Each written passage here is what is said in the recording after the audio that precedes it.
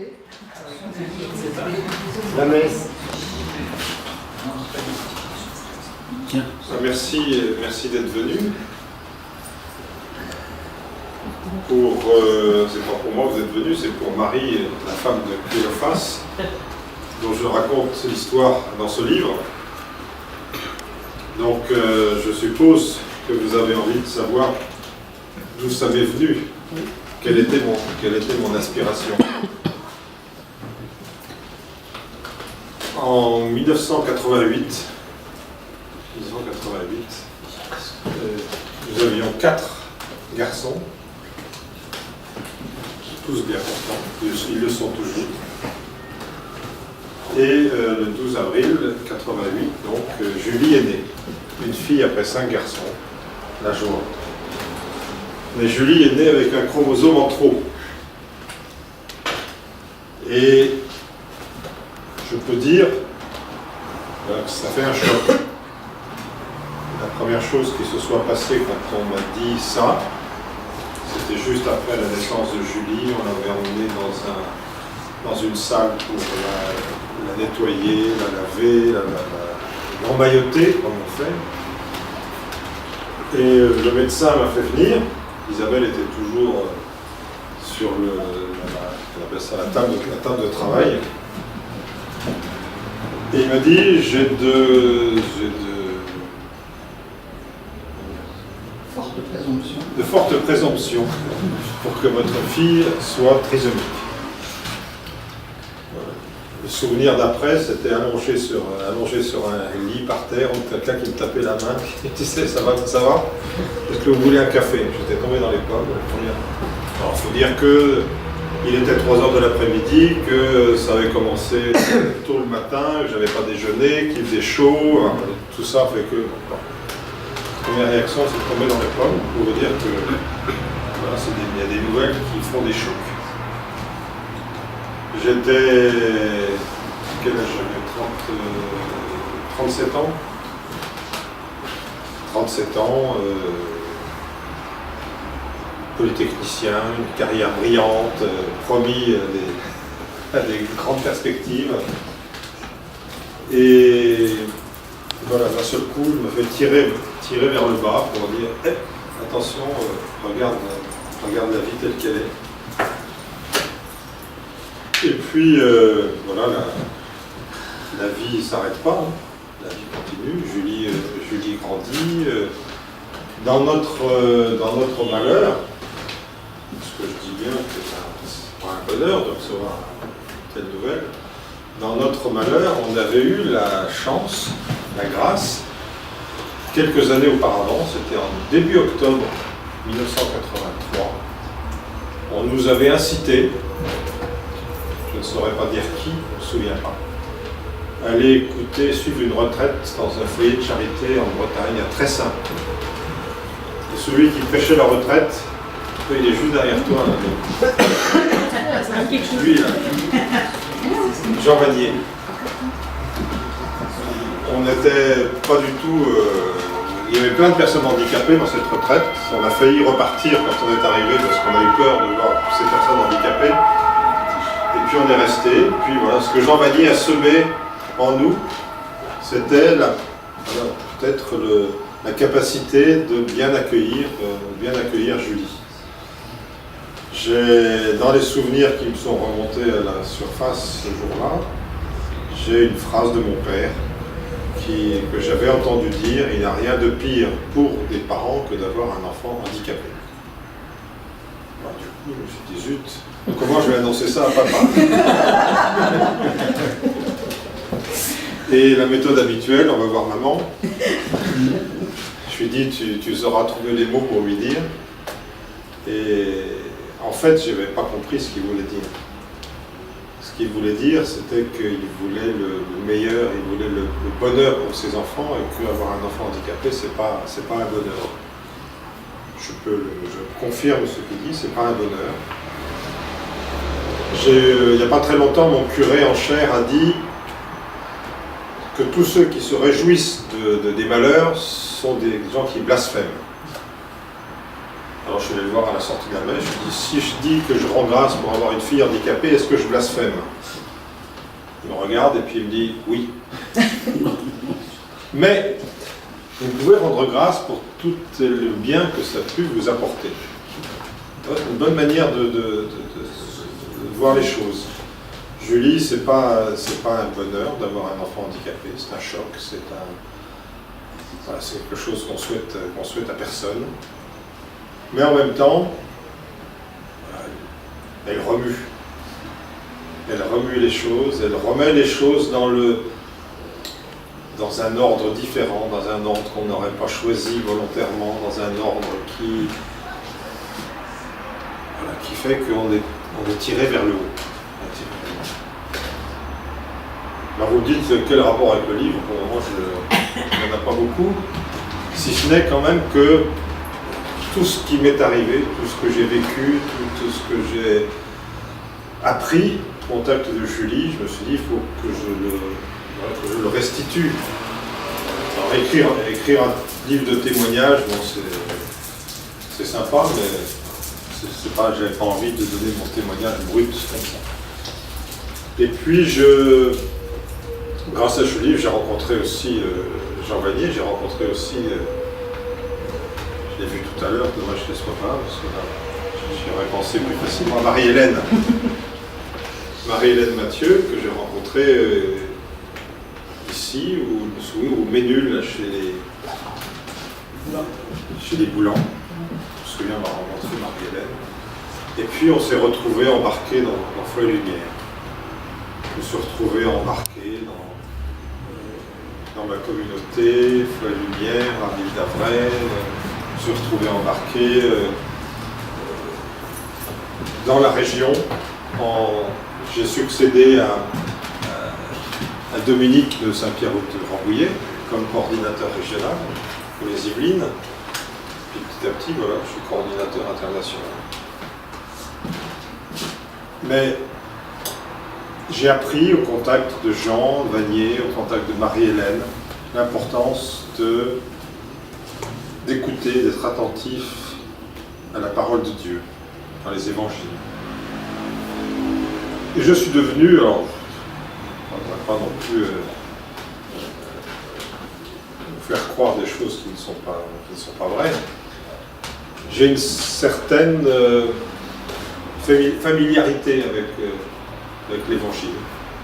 Des choses que j'ai approfondies, que j'ai méditées,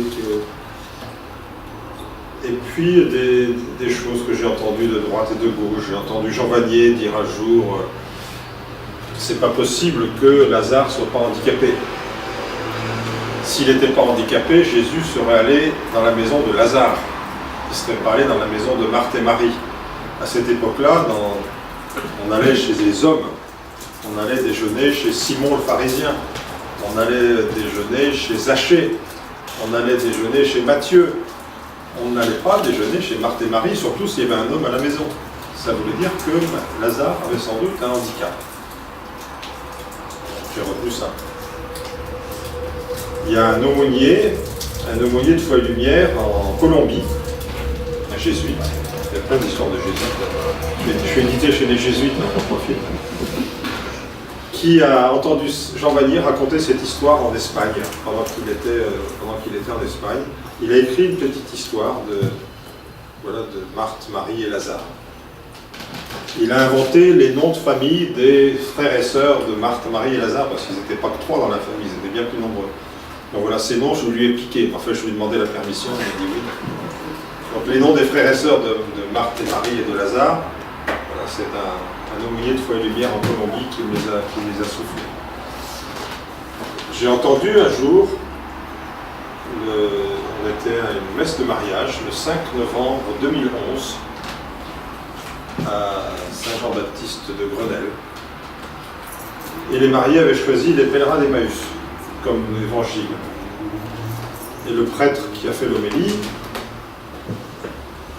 peut-être qu'il était embarrassé parce que les mariés, en général, ils ne choisissent pas les pèlerins d'Emmaüs comme évangile pour leur messe de mariage.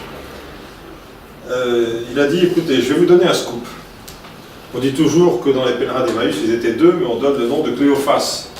On ne dit pas qui était le deuxième pèlerin d'Emmaüs. Beaucoup de gens se posent la question depuis toujours, qui était le deuxième pèlerin d'Emmaüs. Il dit, je vais vous donner un scoop, je vais vous dire qui c'est. Au pied de la croix, il y avait Jean 19-25, il y avait Marie, femme de Cléophas. Donc le dimanche, il fallait bien qu'elle rentre à la maison. Son mari rentrait aussi, donc ils sont rentrés ensemble. Donc, deuxième pèlerin d'Emmaüs, c'était Marie, la femme de Cléophas. Et pourquoi on n'a pas dit le nom? Pourquoi on n'a pas dit le nom? Parce qu'à l'époque, il fallait qu'un témoignage, pour qu'il soit valable, il fallait qu'il y ait 2 témoins et que les 2 témoins soient des hommes. Donc Saint Luc, très habilement, a dit 2 personnes, dont l'un s'appelait Cléophas. Donc jusqu'à aujourd'hui, on a toujours cru que le deuxième, c'était aussi un homme. Eh bien non, c'était Marie. Et petit à petit, tous ces morceaux de puzzle se sont mis en place. Et puis il y a aussi un fait important, c'est que l'évangile, quand on est un petit peu familier de l'évangile, il y a des tas de... L'évangile dit beaucoup de choses, mais il ne dit pas tout. Je crois que c'est une invitation à rentrer dans l'évangile et à se faire sa propre histoire. Rentrer, d'être soi-même témoin de ce qui s'est passé. Je crois que l'évangile propose ça. Et donc je me suis dit, allez. Et puis j'ai aussi entendu Jean Vanier et Marie-Hélène Mathieu qui ont dit, c'est pas nous qui avons fondé Foi et Lumière et l'Arche, c'est Jésus et Marie. Ben, chiche. Voilà la preuve. Et donc tout ça, mis bout à bout, c'est l'histoire de Marie, femme de Cléophas. Une femme qui... Je fais 2 fois référence à Sainte Thérèse de Lisieux, et qui avait une pêche digne de Sainte Thérèse, et qui mettait souvent le chef de la synagogue d'Emmaüs dans l'embarras, parce qu'il lui posait des questions très très pointues. Enfin, c'est moi qui les pose, donc je ne veux pas dire qu'elles sont très très pointues. Je me fais embarquer dans mon scénario. Donc il pose des questions, il est très embarrassé. Et voilà, elle est dans l'attente du Messie, comme tous les Israélites de l'époque, tous les Juifs de l'époque. Et un jour, dans des circonstances un peu scabreuses, elle rencontre Jésus. Et Jésus, voilà, quelqu'un m'a dit il n'y a pas très longtemps, en proposant mon livre, en disant, voilà, ce que j'ai aimé dans ton livre, c'est que ça fait référence à Jésus qui venait remettre debout beaucoup de gens qui avaient été blessés. Effectivement, on voit que Jésus remet debout Marie, parce que Marie, elle est allongée par terre au pied de Jésus, parce qu'on l'a surprise en flagrant délit. Les choses avaient été faites depuis quelque temps déjà, mais flagrant délit d'adultère. Et Jésus, on dit toujours, il se penche par terre pour écrire, pour faire des signes dans le sable. Personne n'a dit pourquoi. Dans mon scénario, dans mon imagination, dans ma méditation, j'ai pensé que Jésus avait envie, pour parler à cette femme, il ne pouvait pas la parler sans la rencontrer. Et pour rencontrer les gens, c'est par le regard. Donc, comme elle était allongée par terre, il fallait qu'il se baisse. Donc Jésus se baisse pour rencontrer le regard et il la relève. Voilà, on est tous plus ou moins des gens par terre, et Jésus, à ce moment on est en pleine période de l'Avent, Jésus vient sur terre pour se mettre à notre hauteur, descend. Jésus descendu sur la terre. Jésus, le Verbe s'est fait chair. Donc il y a ce mouvement de descente pour nous rejoindre dans notre médiocrité, dans notre petitesse, dans nos faiblesses, dans nos misères, et pour nous remettre debout. Donc Jésus remet debout Marie, femme de Cléophas, et à partir de ce moment-là, les aventures démarrent.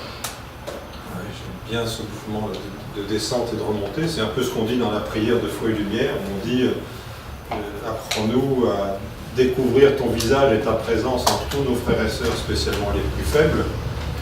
On dit aussi apprends-nous à découvrir, à accueillir nos blessures, nos faiblesses pour qu'en elles se déploie ta puissance. Donc c'est en faisant la suite de Jésus, ce mouvement de descente auprès des plus petits, qu'on va rencontrer Jésus et qu'on va l'accueillir en nous pour faire des grandes choses. Donc c'est un peu ça que fait Marie dans mon livre. Voilà, je ne vais pas vous embêter plus longtemps. Et à partir de ce moment-là, il lui arrive des aventures. Voilà, d'abord, il arrive plein de mésaventures. On veut la répudier, on veut la lapider une première fois, on veut la lapider une deuxième fois, on veut la faire manger par les lions. Mais elle s'en sort saine et sauve grâce à Joseph, le fils de Marie et de... Enfin, je vois Isabelle qui rigole. Mais voilà, ça... j'ai jamais accouché, mais d'avoir écrit un livre, c'est comme c'est ton bébé. C'est mon bébé, voilà. Merci Lila. Merci.